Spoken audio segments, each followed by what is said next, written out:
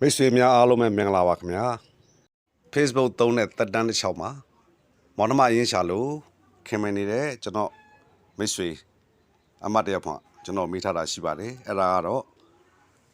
profile gap ကိုဘယ်လိုထည့်ရမလဲ profile ပုံကို screenshot ရိုက်လို့မရအောင် security ကိုဘယ်လိုမြှင့်ရမလဲဆိုတာကျွန်တော်မိထားတာရှိပါတယ် profile gap ထည့်လို့တဲ့ကျွန်တော်ရဲ့အခြားသော Facebook မိတ်ဆွေများအားလုံးကိုလည်းပဲဒီဗီဒီယိုလေးနဲ့ဘယ်လိုလုပ်ရမလဲဆိုတာကိုကျွန်တော်ဒီကနေ့မှာတင်ပြလိုက်ရပါတယ်ခင်ဗျာတော့ Facebook ထဲကိုကျွန်တော်ဝင်ကြည့်လိုက်ပါမယ်ဒါကကျွန်တော် profile gap ထည့်ရသေးတဲ့အနေအထားဖြစ်ပါတယ်ဒါကို profile gap ထည့်လိုက်လို့ရှိရင်ဒီနေရာမှာဒိုင်းပုံစံလေးလို့ပေါ်လာမှာဖြစ်ပါတယ်ရှီပေါ့ခင်ဗျာ profile gap ထည့်ဖို့အတွက်တော့မိတ်ဆွေတို့မှာဟောဒီ Kiwi လို့ခေါ်တဲ့ browser လေးရှိနေဖို့လိုပါတယ်ဒီ browser လေးကိုမိတ်ဆွေတို့ Play Store ထဲမှာသွားပြီးတော့ဟောဒီ search box နေရာမှာ Kiwi browser လို့ရိုက်ရှာမှာဖြစ်ပါတယ်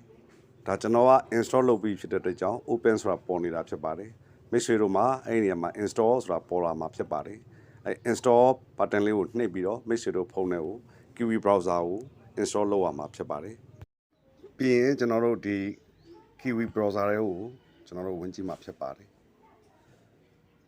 ဒီညာဘက်တောင်ကအဆက်လေး30ကိုကျွန်တော်တို့နှိပ်ပြီးတော့ desktop site ကိုပြောင်းထားမှာဖြစ်ပါတယ်ခင်ဗျာပြီးရင်ကျွန်တော်တို့ဒီမှာ facebook.com ကိုဝင်လိုက်ရမှာဖြစ်ပါတယ်ဒါမှကျွန်တော်တို့ရဲ့ account ကို log in ဝင်ထားဖို့လိုပါတယ်ခင်ဗျာဒါကျွန်တော်ဝင်ပြီးသားဖြစ်ပါတယ်ခင်ဗျာမဝင်ရသေးတဲ့မိတ်ဆွေတွေအတွက်တော့ဒီနေရာမှာမိတ်ဆွေတို့ရဲ့ Facebook username နဲ့ password ကိုထည့်ရမှာဖြစ်ပါတယ်ပြီးရင်ဒီ search box နေရာလေးမှာကျွန်တော်တို့ကဒီ Chrome Web Store လို့ရိုက်ရမှာဖြစ်ပါတယ် CHOME Chrome Web Store လို့ရိုက်ရမှာဖြစ်ပါတယ် Web Store လို့ကျွန်တော်တို့ရိုက်ပြီးတော့ရှာလိုက်ရမှာဖြစ်ပါတယ် Chrome Web Store လို့ကျွန်တော်တို့ရိုက်ရှာပြီးရင်ဒီပုံစံမျိုးကျွန်တော်တို့ကြာလာမှာဖြစ်ပါတယ်ဒီမှာ Chrome Web Store တွေကိုဝင်လိုက်ပါခင်ဗျာ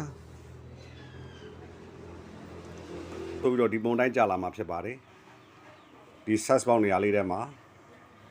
ကျွန်တော်တို့က multiple tool for Facebook ဆိုပြီးရိုက်ရှာမှာဖြစ်ပါတယ် MUL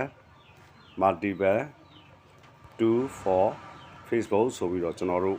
ဒီမှာရိုက်ရှာမှာဖြစ်ပါတယ်ခင်ဗျာโอเคဒါဆိုလို့ရှိရင်ဒီမှာ multiple tool for Facebook ဆိုပြီးတော့ပေါ်လာမှာဖြစ်ပါတယ်အော်တစ်ချက်ဝင်လိုက်ရမှာဖြစ်ပါတယ်ခင်ဗျာMultiple tool for Facebook ဆိုတဲ့ဟာလေးမှာကျွန်တော်တို့ကဒီမှာ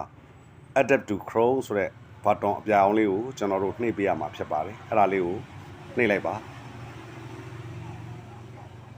ဒီနေရာမှာ OK ကိုနှိပ်ပေးလိုက်မှာဖြစ်ပါတယ်ခင်ဗျာဒါဆိုလို့ရှိရင် check in လုပ်ပြီးတော့ကျွန်တော်တို့ connect လုပ်မှာဖြစ်ပါတယ်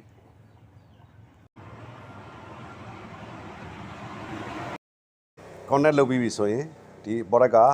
1430နေရာကိုသွားမှာဖြစ်ပါတယ်ပြီးရင်ကျွန်တော်တို့အပေါ်ဆွဲတင်လိုက်ပါ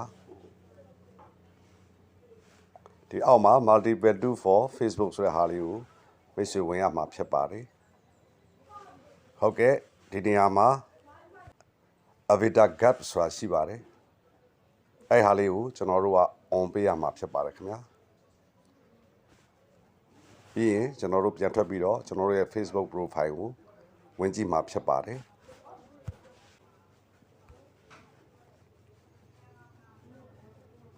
ဟုတ်ကဲ့အခုဆိုရင်ကျွန်တော် profile နေရာလေးမှာကျွန်တော်ဒီမှာ